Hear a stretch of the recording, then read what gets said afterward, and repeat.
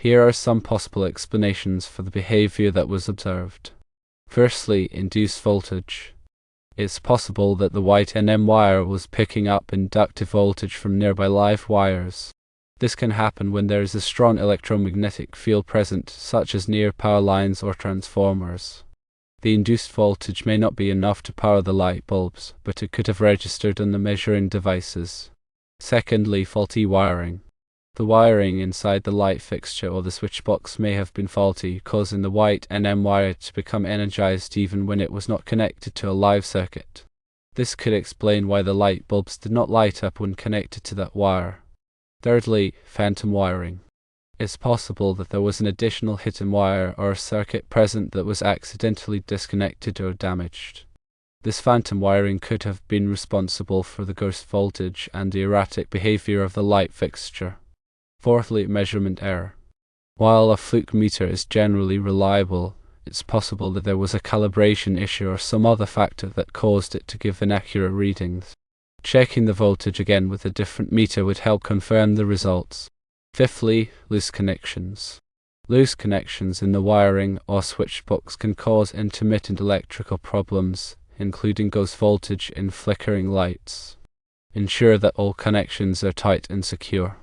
When dealing with electrical issues like the one described, several factors can contribute to the unusual readings and behavior observed. A systematic approach, combined with a thorough understanding of electrical principles, is essential for accurate diagnosis and safe resolution. Let's break down some of the potential causes and troubleshooting steps in more detail. Induced voltage, also known as ghost voltage or phantom voltage, is a phenomenon where a voltage appears on a wire that is not directly connected to a voltage source. This occurs due to electromagnetic induction from nearby energized wires. The alternating current in the live wires creates a magnetic field, which can induce a voltage in the adjacent unenergized wire. The magnitude of the induced voltage depends on several factors, including the proximity and length of the parallel conductors, the amount of current flowing in the live wire, and the frequency of the current. Typically, induced voltage is relatively low and does not have enough current to power a load like a light bulb. However, high-impedance voltmeters, like those commonly used for electrical testing, can detect even small voltages. This is because these meters require very little current to register a reading. The key characteristic of induced voltage is that it disappears or significantly drops when a load is applied, as the available current is minimal. In the scenario described, the white NM wire might have been running parallel to a live wire for a significant distance, picking up enough induced voltage to register 117 volts on a high-impedance meter. However, when the light bulbs were connected, the voltage dropped due to the lack of current, preventing the bulbs from lighting up. Distinguishing induced voltage from a true energized circuit requires understanding the behavior of the voltage under load. A true energized circuit will maintain a stable voltage even when a load is applied, while induced voltage will collapse. Proper wiring techniques, such as maintaining adequate separation between conductors and using shielded cables, can minimize induced voltage. Faulty wiring is a broad term that encompasses a variety of issues, including damaged insulation, loose connections, incorrect wiring configurations, and short circuits. In the context of the problem, faulty wiring could be present in the light fixture itself, the switch box, or the wiring between them. Damaged insulation can expose bare conductors, creating unintended current paths and voltage potentials. This can lead to seemingly random wires becoming energized. Loose connections can create high resistance points in the circuit, causing voltage drops and erratic behavior. They can also generate heat, which can further degrade the connection and surrounding insulation. Incorrect wiring configurations, such as misidentified neutral and ground wires, can create hazardous conditions and unexpected voltage readings. For example, if the neutral wire is inadvertently connected to a hot wire, the neutral wire will become energized. Short circuits, where a hot wire comes into direct contact with a neutral or ground wire, can cause a large current flow, tripping a circuit breaker or blowing a fuse. However, if the short circuit is partial or high resistance, it may not immediately trip the breaker but can still cause abnormal voltage readings. Diagnosing faulty wiring requires a systematic inspection of all accessible wiring and connections. This includes visually inspecting the installation for damage, checking the tightness of all connections, and verifying the wiring configuration with a multimeter or circuit tester. Particular attention should be paid to areas where the wiring is exposed to physical stress, heat, or moisture. Phantom wiring refers to the presence of abandoned, disconnected, or partially damaged wires within an electrical system. These wires may have been part of a previous circuit that was modified or removed, but the wires were never fully removed from the electrical boxes or conduit. Over time, these phantom wires can become a source of confusion and potential hazards. They may be energized by induced voltage, faulty connections, or accidental contact with other live wires. Because they are not part of a currently active circuit, their presence and behavior can be difficult to predict. In the case of the light fixture, a phantom wire could have been present in the junction box, contributing to the ghost voltage and erratic behavior.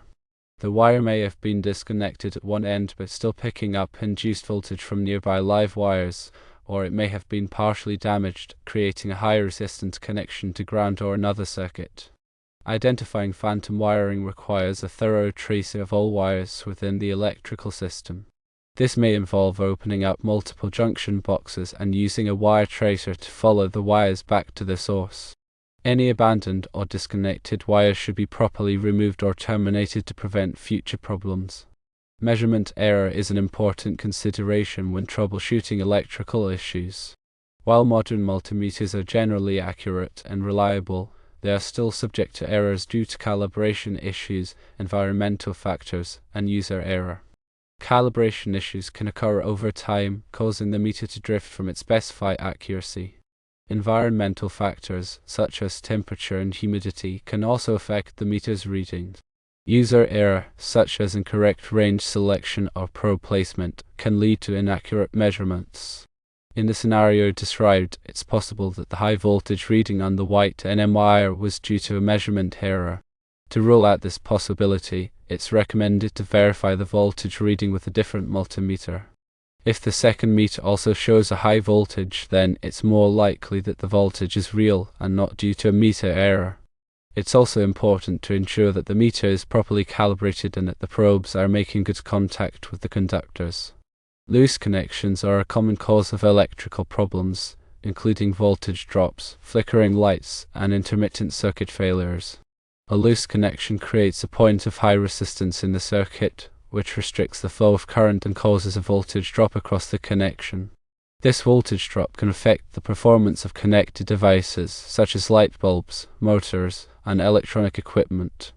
In addition, loose connections can generate heat due to the increased resistance. This heat can degrade the connection further, leading to a cycle of increasing resistance and heat generation. Eventually, the connection may fail completely, causing a circuit interruption.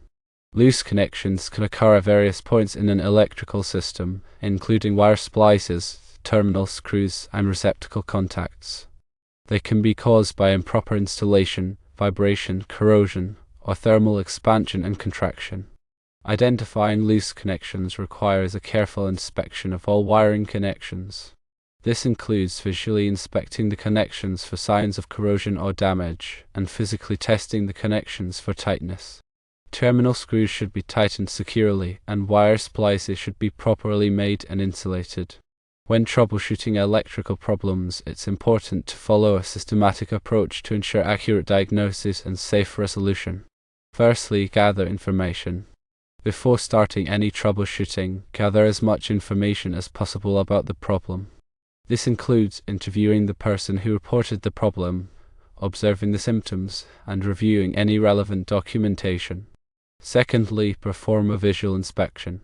Conduct a thorough visual inspection of the electrical system, looking for any obvious signs of damage, loose connections, or incorrect wiring. Thirdly, test the circuit. Use a multimeter or circuit tester to measure voltages, currents, and resistances in the circuit. Compare the measured values to the expected values to identify any anomalies. Fourthly, isolate the problem. If a problem is identified, try to isolate it to a specific component or section of the circuit. This can be done by disconnecting components or opening circuit breakers one at a time. Fifthly, repair the problem. Once the problem has been isolated, repair it by replacing damaged components, tightening loose connections, or correcting incorrect wiring. Sixthly, verify the repair. After completing the repair, verify that the problem has been resolved by testing a circuit again. Also, ensure that all safety precautions are followed when working with electrical circuits. Always turn off the power to the circuit before starting any work. Use insulated tools and wear appropriate personal protective equipment, such as safety glasses and gloves. If you are not comfortable working with electrical circuits, hire a qualified electrician to do the work. Additionally, it's always good to consult the National Electrical Code, or NEC, for guidance.